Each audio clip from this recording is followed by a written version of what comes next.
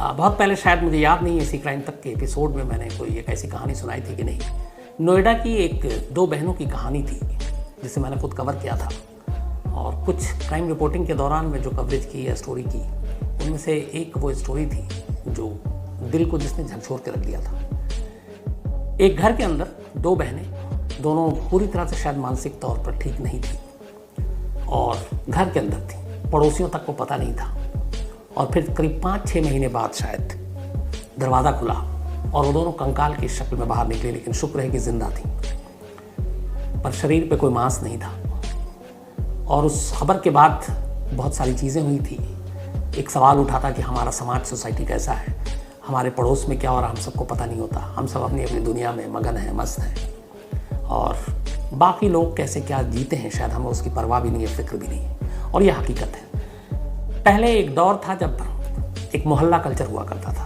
उस मोहल्ला कल्चर के दौरान छोटी छोटी जगहों पे आप जाएं, गाँव में, बल्कि छोटे कस्बों में, शहरों में, तो किसके घर में क्या हो रहा, बल्कि क्या खाना बन रहा है, ये तक पता होता था। कौन किसके घर में कब मेहमान आया, कितने दिन रुका है, किसके घर में कोई फंक्शन है, किसके घर में कोई मुसीबत आई है, किसके घर में कोई अफसोस है, हर चीज़ की जानकारी होती थी और लोग एक दूसरे की मदद करते थे।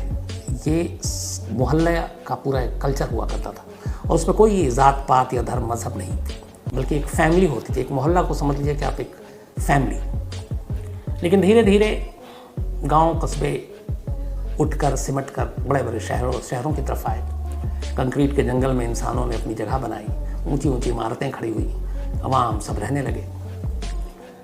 ईंट गारे और पत्थरों के इन मकानों में रहते रहते शायद हम लोग भी पत्थर हो गए। और आजकल होता ये है कि हमारे पड़ोस में क्या हो रहा है, कौन रहता है, क्या करता है, कैसी हालत है, कितने मेंबर हैं वहाँ पे, शायद हम में से किसी को पता नहीं चलता। कई बार तो ऐसा होता कि बहुत वक्त के बाद पता चलता है कि अच्छा हमारे पड़ोस में वो भी रहते थे। जब मुसीबत परेशानी आती है तो भी हमें शायद नहीं पता होता है। जबकि कहते हैं कि रिश्तेदारों से ज़्यादा ज़रूरी है कि आपके पड़ोस में कौन रहता है, आप उससे बना कर रखिए, इसलिए कि जब कोई परेशानी या मुसीबत आती है, अचानक बीमार होते हैं, डॉक्टर की ज़रूरत होती है, तो आपके रिश्तेदार आपके आसपास तो है नहीं, बहुत सारे लोग ऐसे हैं, तो उस वक्त पड़ोसी ही काम आते हैं। सबसे पहले वही आते हैं, वही आपकी मदद करते हैं। आज की ये सारी बातें मैं इसलिए बता रहा हूँ कि जो कहानी है इसने भी एक सवाल खड़ा किया था उस वक्त। करीब इस बात को 19 साल हो गए। सवाल ये कि हम सभी का कोई ना कोई अपना होता है। हाँ, ये अलग बात है कि बहुत सारे लोग ऐसे हैं जिनका कोई अपना नहीं है। इसीलिए हर शहर में आप कभी अखबार देखें या पुलिस की रिलीज आती है तो पता चलता है कहीं 5, 6, 7 लावारिस लाशें मिलती हैं। लावारिस का मतलब जिसका कोई वारिस नहीं है। इनमें से बहुत से ऐसे लोग होते हैं जो नौकरी के लिए, बाकी अपनी ज़िंदगी जीने के लिए दूसरे शहरों का रुख करते हैं। वहाँ उनका अपना कोई होता नहीं है, कोई रिश्तेदार नहीं है, जहाँ मिला वहीं सो गए, जो जहाँ से दिया जिसने खा लिया। तो जब ऐसे लोगों की मौत होती है तो उनकी लाश पे दावा करने वाला भी कोई नहीं होता, कफन दफन अर्थी के लिए भी कोई आगे नहीं आता है। तो ऐसी चीज़ें लावारिस लाशों की कैटेगरी में आती हैं। लेकिन एक इंसान जिसका अपना भरा पूरा परिवार हो, दोस्त हो, समाज हो, मोहल्ला हो, पड़ोसी हो, और उसके बारे में वो गायब हो 3 साल तक, और 3 साल तक कोई सुध ना ले, तो अजीब लगता है कि हम किस दुनिया में जी रहे हैं। ये कहानी इंग्लैंड की है और कहानी लंदन की है। एक लड़की जिसकी उम्र करीब 35-36 साल, कहानी उसी लड़की की है और कहानी इंसानी रिश्तों को भी झकझोर देने वाली है। जो इतनी सारी चीज़ें मैंने आपको कही उसको लेकर। जोयस कार्ल विंसेंट, ये उस लड़की का नाम है। जोयस कार्ल विंसेंट, इसकी पैदाइश वेस्ट लंदन में हुई। वहाँ पर एक हैमरस्मिथ जगह है। पिता इसके जो थे वो कारपेंटर का काम करते थे। लॉरेंस नाम था उनका, अफ्रीकन मूल के थे। माता भारतीय मूल की थी। 5 बेटियां हुई लॉरेंस और उनकी पत्नी को। 1965 अक्टूबर में जोयस कार्ल विंसेंट की पैदाइश हुई। ये 5 बहनों में सबसे छोटी थी। लेकिन कुछ वक्त के बाद ही, जब ये छोटी थी तभी माँ गुजर गई। माँ के गुजरने के बाद बाप ने बच्चों की देखभाल ठीक से की नहीं। 4 बेटियां और सबसे छोटी ये 5। पिता ने वो ध्यान दिया नहीं। कुछ वक्त के बाद डोमेस्टिक वायलेंस भी शुरू हो गया बच्चों पे। फिर पिता की ज़िंदगी में कोई और औरत आ गई। अब ये 4 बड़ी बहनों ने ही जोयस को पालना शुरू किया। बचपन से इसने सारे गम अफसोस देखे, परिवार का टूटना बिखरना, माँ का गुजरना, सब कुछ देखा। धीरे धीरे बड़ी हुई। बहनों की वजह से पढ़ाई लिखाई की, पढ़ने में तेज थी, सब कुछ ठीक चल रहा था। फिर उसके बाद जब इसने कॉलेज किया, उसके बाद एक नौकरी मिली एक अकाउंटेंसी के फॉर्म में, वो भी नामी अच्छे फॉर्म में, और वहाँ अच्छे खासे पैसे मिल रहे थे, सैलरी भी अच्छी थी, बहुत अपने आप में रिजर्व रहती थी, लोगों से घुलना मिलना कम था, लेकिन आदतें कोई भी ख़राब नहीं थी, न ड्रग्स अल्कोहल भी उतना नहीं।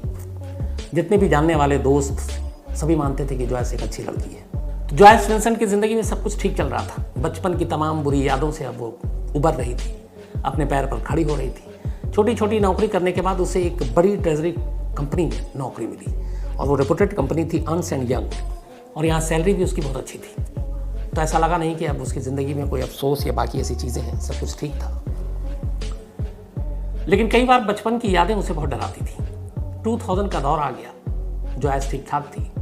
इसी दौरान में 2001 में अचानक उसने इस कंपनी से इस्तीफा दे दिया, और रीज़न बताया कि उसे घूमना है, अपने दोस्तों के साथ बाहर जाना है, और अभी नौकरी नहीं करनी है। बस यही रीज़न था। 2001 में उसने दे दिया। इस दौरान में वहाँ पे जो डोमेस्टिक वायलेंस के शिकार होते हैं बच्चे, ऐसे बहुत सारे ऑर्गेनाइजेशन है जो काम करते हैं, तो ऐसी एक ऑर्गेनाइजेशन के पास वो रही कुछ दिन। फिर उसे लगा कि वहाँ क्या रहना। उसके बाद उसने एक छोटे से होटल में जॉब किया, और उसी होटल के करीब एक अपार्टमेंट में उसने एक सिंगल रूम लिया किराए पर। ये रूम एक्चुअली पर पर्सन पर रूम के हिसाब से होता था, सस्ता था उस इलाके में। और कहते हैं कि ये जो अपार्टमेंट था, इसमें एक रूम में एक शख्स जो रहता था, ज़्यादातर वो लोग रहते थे जो ड्रग एडिक्ट्स हैं या ड्रग्स लेते हैं। तो वहाँ पे बड़े शोर शराबा हंगामे की भी आवाज़ आती थी, पड़ोसियों को पता था कि कौन लोग रहते हैं। लेकिन जॉयस की मजबूरी थी, पैसे इतने थे नहीं, और ये सस्ता मिल रहा था, तो उसने इसी अपार्टमेंट में एक रूम लिया। ये रूम बिल्कुल कॉर्नर में था, लास्ट में उस अपार्टमेंट के। उसके बाद और कुछ नहीं था। अच्छा, वहाँ उसने बहुत सारे अपनी जो पैसे कमाती थी, और जो डोमेस्टिक वायलेंस के ऑर्गेनाइजेशन थे, ये सारी चीज़ें मिलकर उसने अपनी हाउसिंग बेनिफिट्स स्कीम ले रखी थी कि अगर आप किराया देते हैं और ये है, तो वहाँ से वो पैसे डायरेक्ट ओनर को जाते हैं। तो उसने ये रूम लिया। अब इसमें 50% जो किराया था वो डायरेक्ट हाउसिंग बेनिफिट्स कॉर्पोरेट के थ्रू ओनर तक पहुंच जाता था। सेम ऐसे ही बिजली का बिल का भी था। सब कुछ चलता रहा 2003 तक। अचानक लेकिन 2003 के बाद जॉयस को कोई दिखाई नहीं दी। वो अपने घर से भी बाहर नहीं निकलती। पड़ोस में बहुत सारे लोग थे, किसी ने नोटिस नहीं किया। दिन बीतता गया, हफ्ते, महीने, साल। इस दौरान में उसके दरवाजे के बाहर बहुत सारे पेपर भी पड़े हुए थे, कुछ अलग अलग। बाकी जगहों पे भी कमरे में लोग सिंगल रह रहे थे, लेकिन किसी ने कोई खबर नहीं दी। और जॉयस के कमरे से लगातार लाइट जल रही थी, टीवी की तेज आवाज चलने की भी आ रही थी। और उस अपार्टमेंट में, जैसा मैंने शुरू में कहा कि ड्रग एडिक्ट्स ये सारे लोग रहते थे, तो म्यूजिक का शोर और ये सारी चीज़ें चलती रहती थी।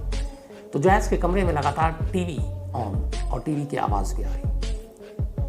धीरे धीरे वक्त बीतता है, 2006 आ जाता है, जनवरी 2006। जिस हाउसिंग बेनिफिट्स कवरिंग जो पैसे और वो सारी चीज़ें देते थे, उनके थ्रू मकान मालिक को किराया जाता था, वो 50% जाता था। बाकी 50% जो है वो जॉयस को देना था। लेकिन मकान मालिक को भी फिक्र नहीं थी। करीब 3 साल हो गए थे, 3 साल तक लगातार 50% आ रहे थे। बिजली का बिल भी आ रहा था 50%। लेकिन लगा कि पूरे पैसे आए नहीं, तो 3 महीने के बाद, 3 साल के बाद मकान मालिक को ये हुआ कि ये जॉयस है कहाँ, इसे ढूंढा जाए। बाकी के पैसे इसने नहीं दिए। और तब तक इंडियन करेंसी में करीब 2.25 से 2.5 लाख रुपए हो चुके थे। 2006 की बात बता रहा हूँ, 3 साल का, लगभग 3 साल का।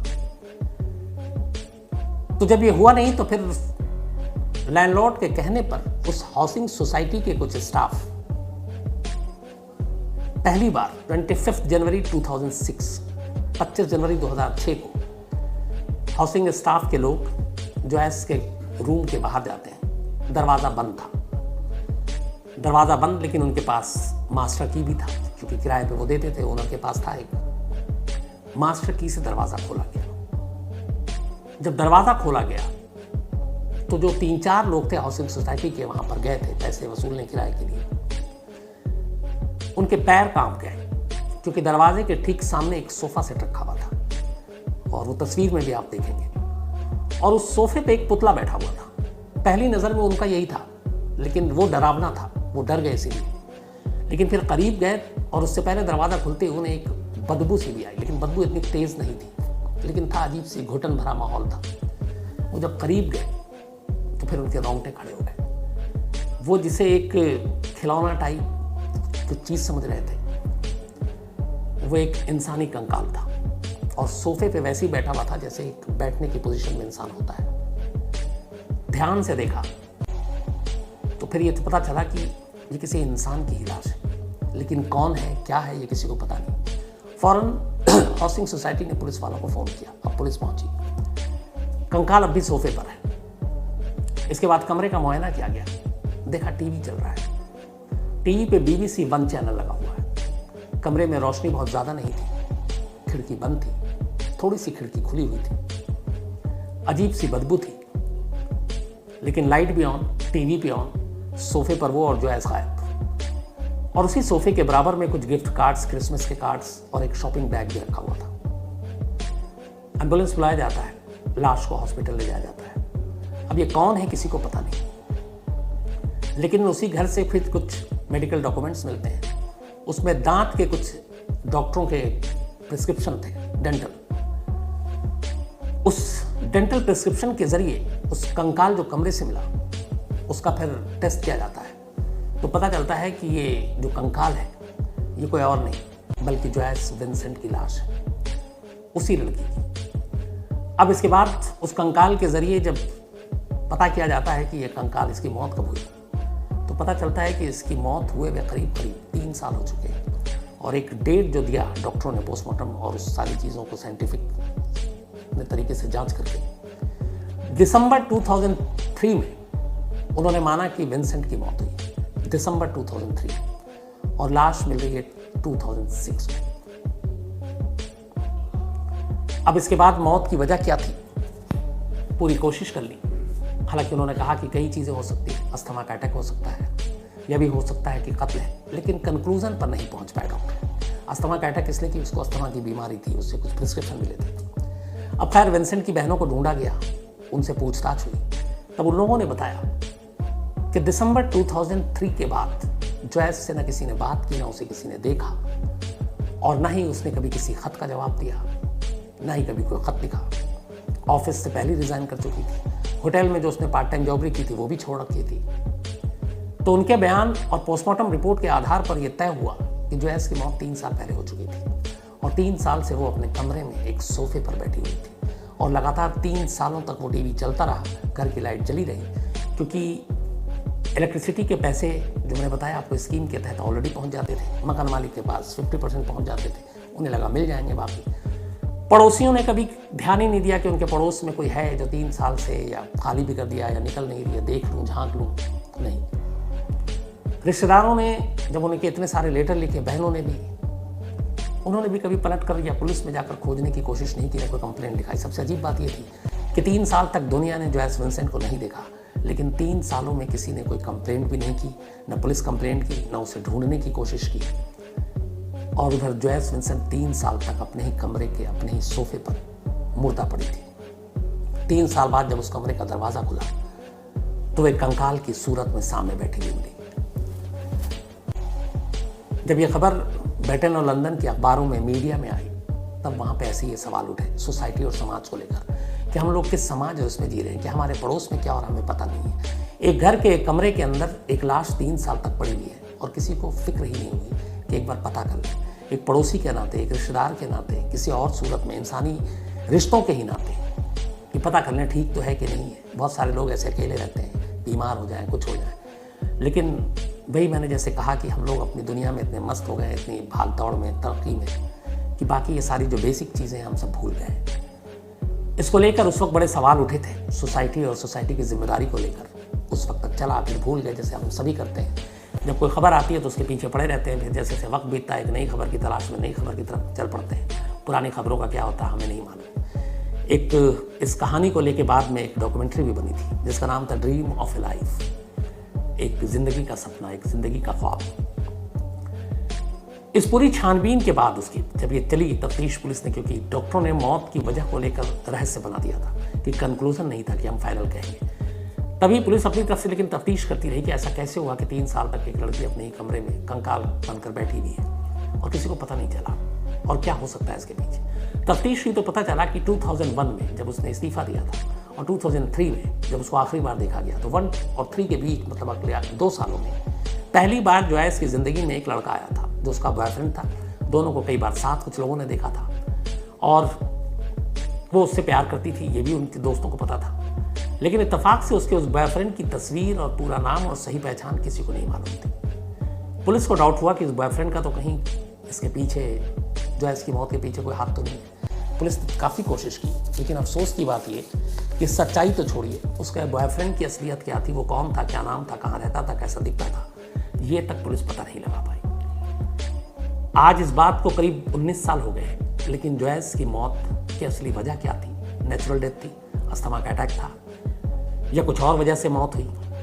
ऐसी क्या सूरत थी कि वो सोफे पे ही बैठी रही, और क्या वो इसी सूरत में उसकी मौत हुई थी? ये सारे वो सवाल हैं जो अनसुलझे हैं, जिनका जवाब किसी के पास नहीं है। लेकिन जॉयस कार्ल विंसेंट की ये मौत लंदन में जिन लोगों को भी पता है, जिन्होंने इस कहानी को पढ़ा, अखबारों में इसको पढ़ी है, इस स्टोरी को, वो आज भी भूलते नहीं हैं।